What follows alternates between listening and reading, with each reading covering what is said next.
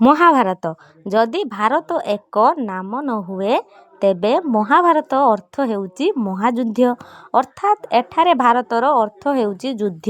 ଯଦି ଭାରତ ଏକ ନାମ ଅଟେ ମହାଭାରତ ଅର୍ଥ ଏକ ବଡ଼ ନାମ ଯାହାକି ଅର୍ଥହୀନ।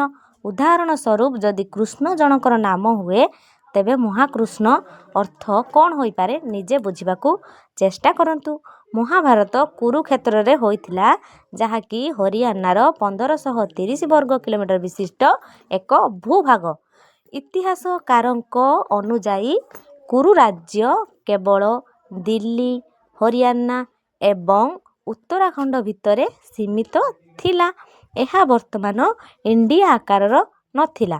ତେଣୁ ମହାଭାରତ ସମଗ୍ର ଇଣ୍ଡିଆର ଜ୍ଞାନର ମୂଳ ଉତ୍ସ ରୂପେ ମାନିବା ବାଧ୍ୟତାମୂଳକ ନୁହେଁ।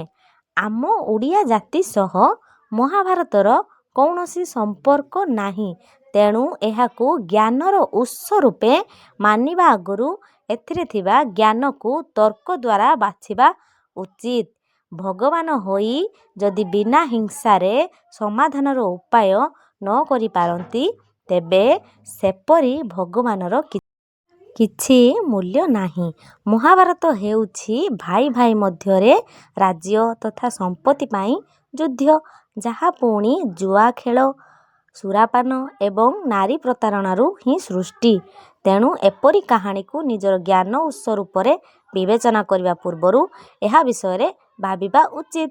ଧର୍ମ ଅର୍ଥାତ୍ ସତ୍ ଗୁଣ ଯେପରି ନିଆଁର ଧର୍ମ ଉତ୍ତାପ ଦେବା ବରଫର ଧର୍ମ ଥଣ୍ଡା ଦେବା ଅମ୍ଳଜାନର ଧର୍ମ ଜୀବକୁ ଜୀବନ ଦେବା ଇତ୍ୟାଦି ଧର୍ମର ଅନ୍ୟ ନାମ ହେଉଛି ସତ୍କର୍ମ।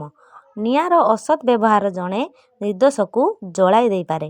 ଏଠାରେ ଦୋଷ ନିଆଁର ନୁହେଁ ଦୋଷ ହେଉଛି ମନ୍ଦ ଉଦ୍ଦେଶ୍ୟର। ତେଣୁ ମନ୍ଦ ଉଦ୍ଦେଶ୍ୟ ହେଉଛି ପାପ ବା କୁକର୍ମ।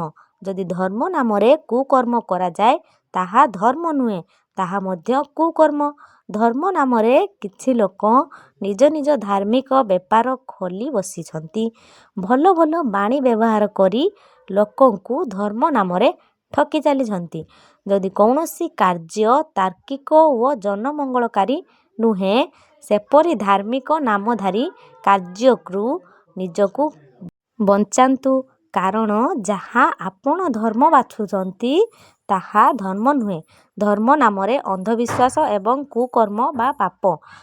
ସତ୍ କର୍ମ ହିଁ ଧର୍ମ ହୁଏ ତେବେ ସତ୍ କର୍ମ କରିବା ପାଇଁ କୌଣସି ଧର୍ମର ଆଳ ନେବାର କୌଣସି ଆବଶ୍ୟକତା ନାହିଁ। ଯଦି କୌଣସି ବ୍ୟକ୍ତିର କାଳ୍ପନିକ ସ୍ତର ବାସ୍ତବିକତା ସହ ମେଳ ନ ଖାଏ ଏବଂ ଅନ୍ଧବିଶ୍ୱାସର ବଶବର୍ତ୍ତୀ ହୋଇ ଅଜ୍ଞାନତାର ଜନନୀ ହୁଏ ତେବେ ଏହାକୁ ମାନସିକ ବିକୃତତା କୁହାଯାଏ। ଧନ୍ୟବାଦ। ଜୟ ଜଗନ୍ନାଥ। ଯଦି ଆପଣମାନଙ୍କୁ ଭିଡ଼ିଓଟି ଭଲ ଲାଗିଛି ଲାଇକ୍ ସେୟାର ସବସ୍କ୍ରାଇବ୍ କରିଦେବେ।